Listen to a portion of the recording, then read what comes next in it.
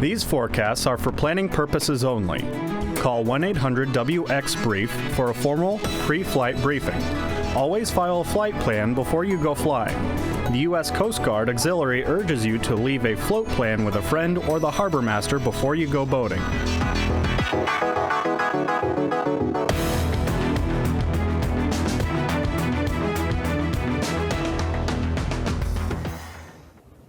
Welcome to the Alaska Weather Show. I'm meteorologist Peter Chan, coming to you from the National Weather Service. It is Saturday, March 18th, 2023. And if you want additional weather information on top of what I provide, go to weather.gov. That is the National Weather Service's online presence. It'll bring you to a map of the continental U.S. with Alaska and Hawaii to the lower left. If you point and click anywhere on these maps, it'll pull up a forecast for that location, along with any related watches, warnings, or advisories.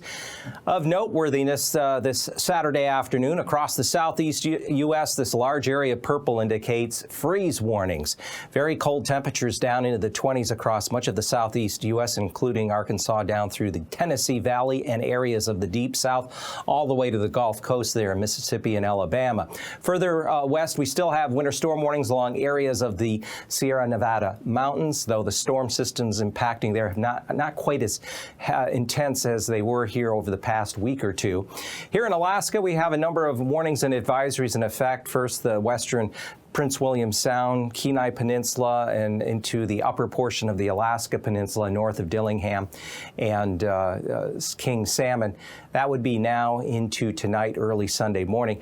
Avalanche warning in effect for the western Chugach and Kenai Mountains as the result of recent heavier snowfall on top of the existing snow cover that exists in these mountains, and you factor in some stronger winds, and the ingredients come together to really increase the avalanche danger. Hence, the avalanche warnings are in effect through at least Sunday morning and could be extended. Hurricane force winds are expected across the western Aleutians on Sunday as a powerful North Pacific low rolls across the western half of the Aleutians and then moves into the Bering Sea. That same storm and accompanying frontal system has precipitation with it and plenty of wind, and that will result in a west coast winter storm beginning late Sunday night and especially Monday into Tuesday. And I'll highlight that coming up here momentarily. Seward, down there on the east side of the Kenai, snow, they've been periods of moderate to heavy snow this Saturday, a little light fog, 34. And that's what's enhancing the avalanche danger in the higher elevations there. King Salmon, quiet with some sunshine, partly cloudy, but north winds will pick up later tonight, could cause some areas of blowing snow north of King Salmon and Dillingham, especially along the west side of the Alaska Range there in the southeast corner of the southwest corner of the mainland. On Alaska, Dutch Harbor area, mostly cloudy, 31. Strongest wind should stay west of your location on Sunday. But again, hurricane force low will be pushing on up through the western central Aleutians. And then Nome this Saturday afternoon, clear skies, temperature at 7 above, but you're going to see clouds increasing on Sunday, and the arrival of wind and snow, especially late Sunday night and early Monday morning, could result in blizzard conditions at times. So here are the current winter storm warning here for the eastern Kenai until midnight. A winter weather advisory for the western Kenai until midnight. The snows that have been falling here will begin to wind down later tonight and into early Sunday morning. Winter weather advisory for north winds and blowing snow in effect mainly for areas north of Dillingham and King Salmon on the west side of the Alaska Range. And then as we go further west, we have high wind warnings and as well as for marine areas, hurricane force wind warnings where winds could gust as high as 80 miles an hour toward Shemya, and we expect that gust as high as 80 knots west of Adak in some of the marine zones as that powerful low lifts north and eastward. For the central interior, winter weather advisory for blowing snow tonight into mid-Sunday morning, especially for the higher elevations and ridges here around the central interior. Further west, There are the winter storm watches that go in effect late Sunday night through Tuesday afternoon from Point Hope through Kotzebue, Shishmaref, Nome, St. Lawrence Island, down through the Yukon and Kuskokwim deltas. We expect as that front and low pressure works its way up here just off the eastern Russian coast, we're going to see strong southerly flow ahead of that, accompanied by falling snow as well. So some of these areas could experience blizzard conditions with that system beginning late Sunday night, and especially once it makes arrival at landfall there with the front Monday into Tuesday. Here is the moisture that has been pulled back toward the north and west, creating the heavier snowfall along the eastern Kenai this Saturday. Frontal band also has created a barrier jet and storm force winds along the northern Gulf Coast, and we expect this system to slowly weaken. It won't have quite the punch that it did, but behind me is where we can see the next storm coming in through the western Aleutians. There's the hint of it. That'll be emerging and crossing this region at this time tomorrow, and then threaten the west coast beginning late Sunday night and especially Monday into Tuesday. Low pressure this Saturday afternoon. This one is located on the west side of the Gulf with an occluded front extending north. This front will continue to lift north and eastward, and it's also pulled a little warmer air back toward the west and north, so temperatures should get back up around 40 up through the Anchorage Bowl and Talkeetna on Sunday, and some of these milder temperatures will eventually spread into the central interior, especially Monday into Tuesday of next week. The lows overnight and into Sunday afternoon will tend to weaken, not be all that organized, just kind of the remnant troughs and that are the remnants of the original fronts. Here's the more potent low. Around a 955 millibar low will cross the central bearing and then lift up just between eastern Russia and St. Lawrence Island, and then this front will occlude, and we will have that front pushing into the west and southwest coast Monday morning, and with it there could be areas of blizzard conditions as a result of the strong winds and falling snow, and that low is really wrapped up as we go into the day Monday afternoon just west there of St. Lawrence Island. So stay tuned to later forecasts if you live along the west coast, because we do expect some nasty weather in that time frame. For lows tonight, above freezing Panhandle, still below freezing South Central, but back up near 40. Anchorage on up toward Talkeetna. In the 40s across the Panhandle with some precipitation coming in with that frontal band. Chilly Monday morning, single digits there, Glen Allen. But then at least above freezing there across much of South Central and back up into the 40s across much of the Panhandle. Coldest air will be along the Arctic coast Sunday morning, 10s to near 20 below. But temperatures start to rebound, getting back up near freezing Sunday afternoon all the way up to Fairbanks. Lows generally in the single digits above zero on Monday morning, and by Monday afternoon we could see some temperatures back up around freezing all the way north to the Yukon River, also moderating along the west coast with that front, but you'll have blowing and drifting snow. Temperatures Sunday afternoon will be back up near freezing downwind of the Alaska range, and then near 40 along the Aleutian chain. And then for Monday morning, temperatures will gradually be rising so that temperatures come Monday afternoon could get back up near or just above freezing. Looking at the 6 to 10 day temperature outlook, March 24th through the 28th, temperatures are expected to average a bit below normal across South Central, centered on the Kenai and areas of the Panhandle, whereas temperatures may end up being a little above normal, especially centered on the eastern half of the North Slope and northeastern Arctic coast. And precipitation across the mainland could generally average a bit above normal, with the greatest likelihood from the lower through central Yukon Valley and along areas of the west coast.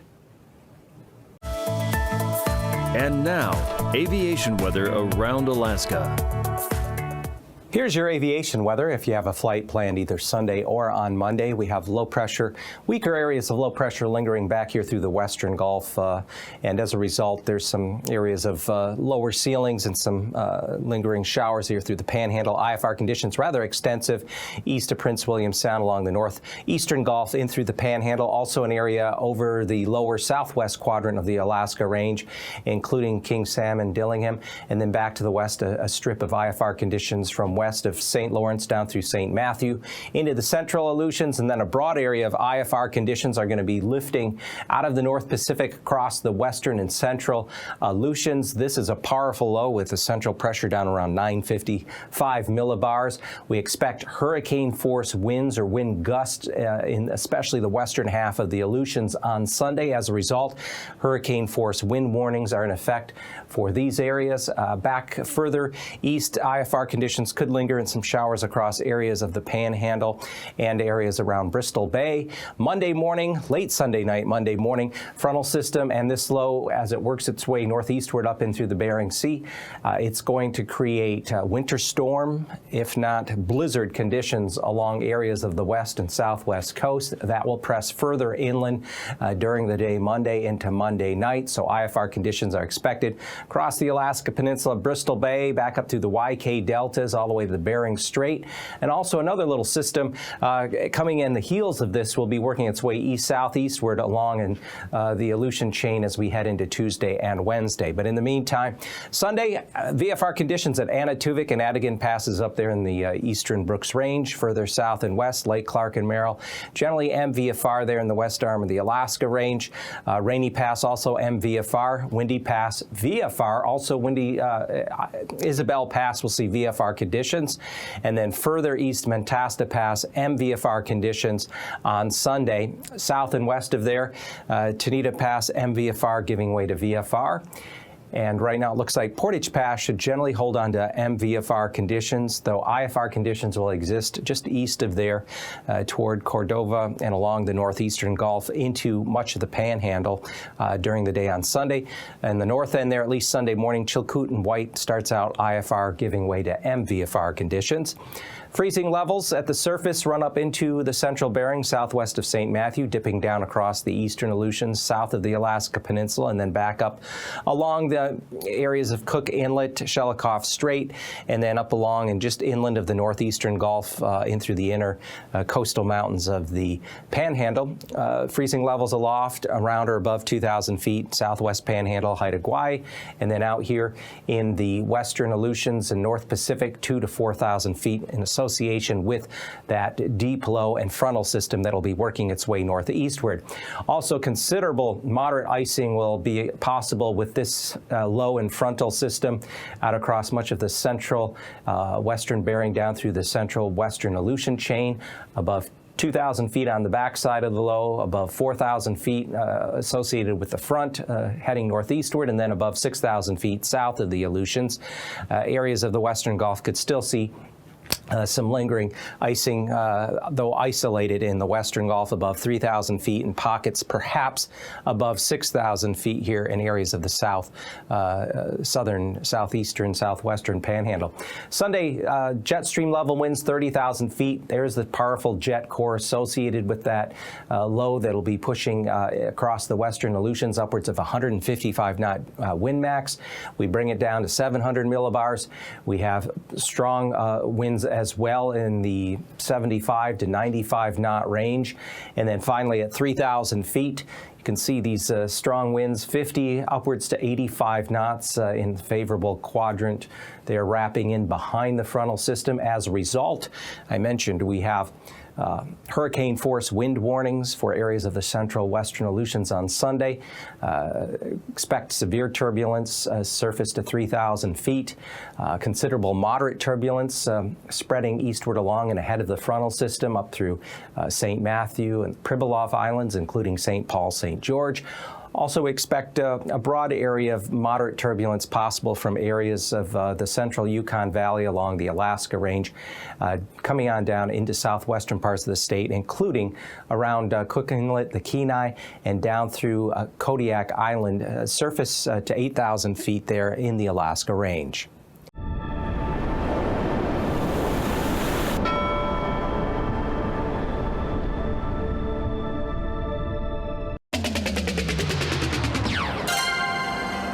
Leatherbacks are the largest turtles on Earth, growing up to 7 feet long and weighing more than 2,000 pounds. These sea turtles are among the most highly migratory animals on Earth, some traveling up to 10,000 miles a year between their nesting and feeding grounds. prevalent in every ocean except the Arctic and Antarctic, the species overall is declining, more so in the Pacific. In the eastern Pacific, the Mexican population was once thought to be the largest in the world and has experienced an alarming decline.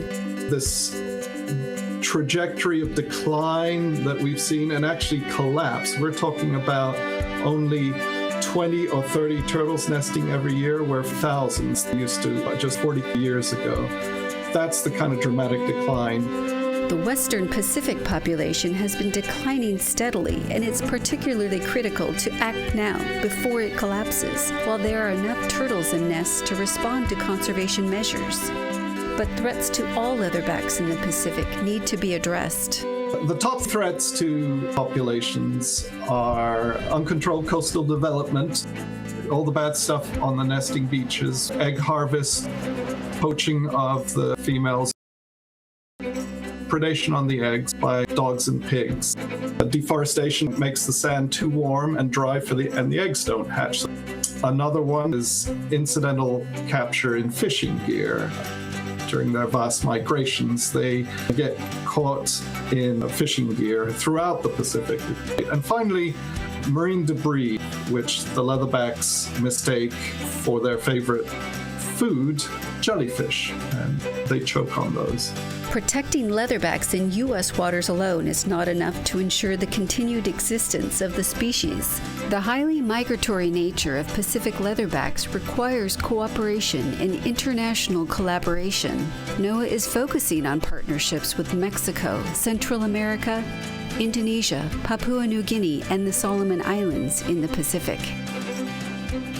Our action plan promotes a holistic recovery strategy that addresses all the sources of mortality. So that's basically ensuring that the remaining nesting sites are protected and the nests produce as many hatchlings as possible.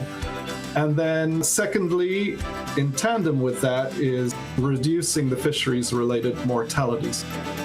We're working with international partners to incentivize community participation on the nesting beach conservation and developing alternative livelihood programs that wean communities off leatherback resources and introduce alternative methods for food and income. Recovery is going to take a long time, on the order of 20 to 30 years at least, before we see some of these actions bear fruit. But here in the U.S., we can all help leatherbacks by making seafood choices, for instance, that support sustainable fishing practices. And beachgoers can certainly do their part by keeping our oceans clean of plastic debris, picking up marine litter, particularly plastic bags. Together with our partners, we are strengthening protection and conservation efforts to ensure a future for leatherbacks, helping them to survive and once again thrive in the waters of the Pacific Ocean.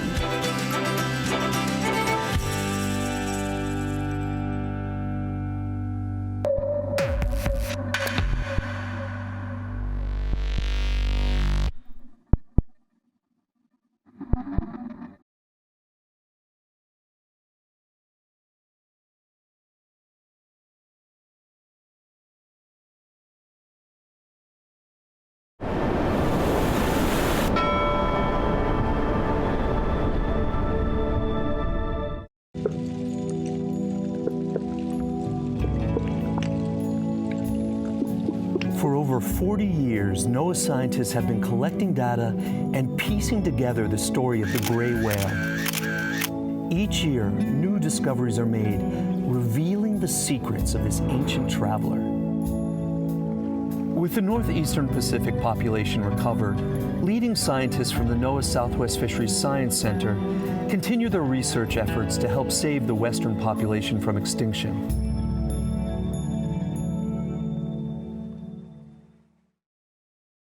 The most effective way to identify individuals and count the population is to photograph them from the surface. Using the gray whale's distinctive markings and gray spots caused by parasites on their skin, scientists document these characteristics to identify individuals. So we're able to track migratory pathways and corridors by the simple use of photo identification. There are other ways to do that as well, biopsy sampling and genetics. And from the air. Aerial photography is one way you can study animals based on their size and shape. So you can learn a lot about nutritive and reproductive condition of whales just by measuring their size and shape from vertical aerial photographs. You can also put satellite transmitters on them and track them remotely. You put the transmitter on and let them go, and you watch them move across the Pacific or down to China or wherever it might be. To further learn and discover where these great sojourners swim, the team of researchers traveled to Russia and set up camp on Sakhalin Island. The main focus of our research while we were on Sakhalin was to collect photo identification. If it was a whale that we had not collected a genetic sample from previously, we would also attempt to collect a sample from the whales. Whereas whales are endowed with natural insulation, their human observers must gear up to brave the cold in order to study these marine giants up close. We're typically only able to work about 1/3 of the time that we're there, and that's mostly due to this fog that just invades the area and sits sometimes for weeks on end. So it can be very challenging to try and do field work in this site.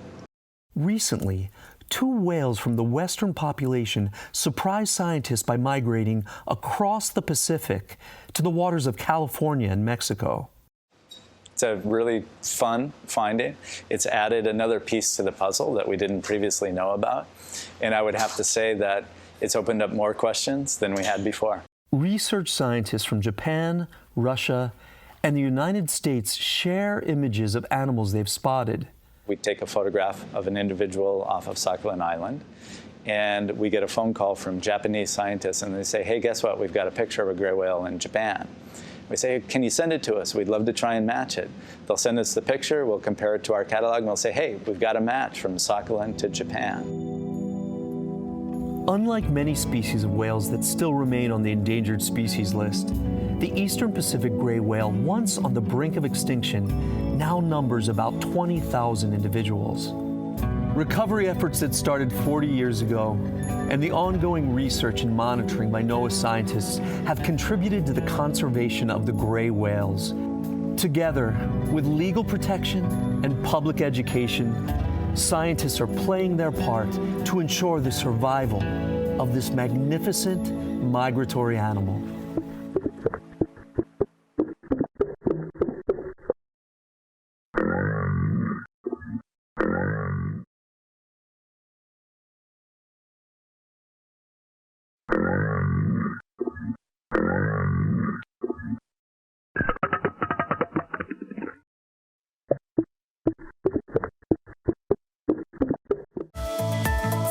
And now, marine weather around Alaska. Welcome back. Let's dig into our marine weather segment. First with the sea ice edge. Plenty of ice here across the far north and through the lower Chukchi Sea. This ice is going to shift around, especially by Monday as we get a brisk easterly flow, more of an offshore flow associated with a powerful low that's going to be lifting up to along the Russian coast by that time. Further south along Norton Sound in the Yukon and Kuskokwim deltas, this ice will no longer advance any further south. If anything, it's going to be retreating northward early in the week as this powerful front and low pressure works its way into the west side of the state. Coastal areas, we expect winds initially southeast to shift south and then southwest behind the front. And we're looking at gale force winds with some storm force gust. That'll result in a lot of blowing and drifting snow. Could be blizzard conditions at times from especially the Yukon Delta northward. And also we expect then again the ice to be retreating northward as we go through the early part of next week. Along the inner channels of the Panhandle, winds will generally have either a north or easterly component to them, 10 to as high as 20 knots, waves 2 to maybe 4 feet. The outer coast, northwest winds 15 to 20 knots, waves generally 6 to 8 feet, but could be 10 feet or higher, especially south and west of Yakutat. And then for Monday, winds will generally be out of the north-northwest inner channels at 10 knots with waves of a couple of feet. Outer coast within 15 nautical miles of shore, waves running 4 to 5 feet with northwest winds around 10 to 15 knots. For the northwestern Gulf, we've had an area of low pressure sitting down around here this Saturday afternoon. That feature will tend to weaken a bit more, but southeast winds 30 to 35 knots there at the entrance of Cook Inlet expected on Sunday, waves up to 10 to 12 feet. Southeast winds 50 knots, Prince William Sound with waves running a few feet, and off the Kenai, southeast winds 25 knots and waves 13 feet. feet. Winds will come down further on Monday. East winds, Prince William Sound at 15 knots, waves 3 feet. As the winds come down the length of Cook Inlet, they will be north-northeast through at least Anchor Point and then back to the southeast at about 25 knots at the entrance of Cook Inlet, with waves of 5 to 8 feet there toward Kodiak City. And then up across Kodiak Island, we have winds that'll be somewhat variable with a weak circulation or trough that lags through this region, but turning back more to the west-northwest around 20 to 25 knots Sunday afternoon. But by Monday, strong frontal system will be working out of the eastern Aleutians into the Alaska Peninsula, and winds are going to shift more toward the southwest around 30 knots. Waves could be as high as 20 feet in the lower southeast Bering north of Cold Bay. On this side of the peninsula, with the North Pacific waves generally running 4 or 5 feet, but could be as high as 10 feet south of False Pass. The most significant winds with this storm will be over the western Aleutians. We expect storm force winds of 60 to 65 knots with gusts to 80 knots. So this is a hurricane force low that will be crossing through the western half of the Aleutians and lifting up into the central Bering as we go through Sunday afternoon and evening. Eastern Aleutians may initially not have that much in the way of wind on Sunday, but as we get into Monday, overall we expect southwest to west gales, 35 to 40 knots, waves running around or just over 20 feet on the North Pacific side. Same thing around or upwards of 23, 24 feet on the Bering side, away from the protection of the islands.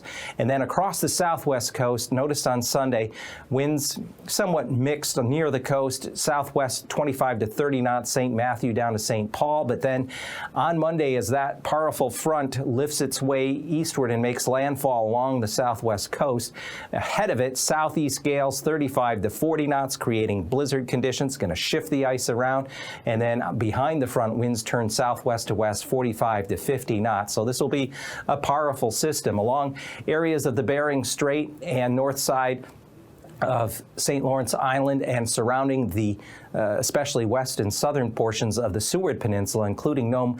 Winds initially are going to turn back around toward the southeast and then pick up to 35 to 40 knot gales with higher gusts. So again, this area through here, especially from Point Hope southward through Kotzebue, areas along the Seward Peninsula coastline, could see blizzard conditions with this powerful storm system. And by Sunday mid-afternoon, the low will be out here toward the central Bering, heading northeastward. It's expected to come right between St. Lawrence Island and the far eastern Russian coast by the time we get into Monday afternoon. And as that front slams inland along the southwest and west coast, that'll bring the blizzard conditions late Sunday night.